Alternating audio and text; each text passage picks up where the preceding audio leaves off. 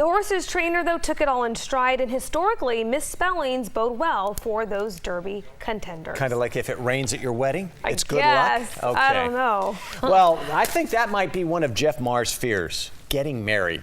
You know, some of us have to face those fears every day. Yeah, especially true if you are scared of things that are gadget related. Jeff is here to talk about these 21st century phobias. Yeah, well, I am afraid of getting married, Yes. sure. Who come isn't? on. Yeah. But nomophobia. Have you heard of that before? Do you suffer from that? No, not me. Okay, you do. Yeah. The thing is, you do.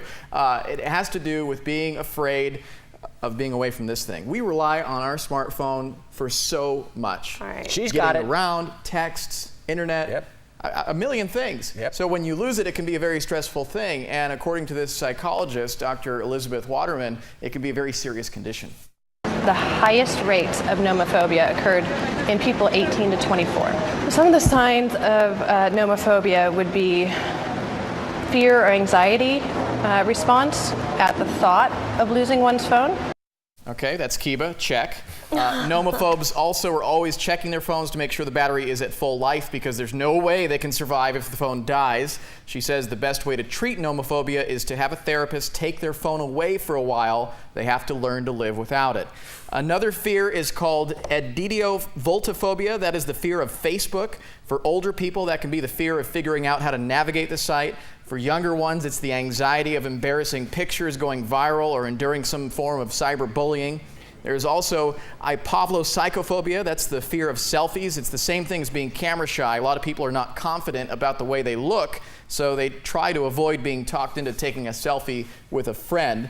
There is also something called cyberathozagoraphobia. That's the fear of losing your password. A lot of us suffer from that because that's a good one. amount of passwords we have to remember. Tons of passwords. Dozens. And lastly, there is something called methylchloroethazolian phobia. That's the fear of texting. I will never text that word, by the way. It's very You couldn't tweet it. It's too many characters. Methylchloroethazolinophobia. Thank you. Well, there is a fear that you might text the wrong person. You know, you go so fast, and you're like, Yeah. oh, I didn't mean to send that to him. I had a fear of saying that word on TV. That was good, Jeff. The average smartphone owner, by the way, ages 18 to 24, sends over 2,000 texts per month and receives over 1,800 texts. So that's where that fear originates from.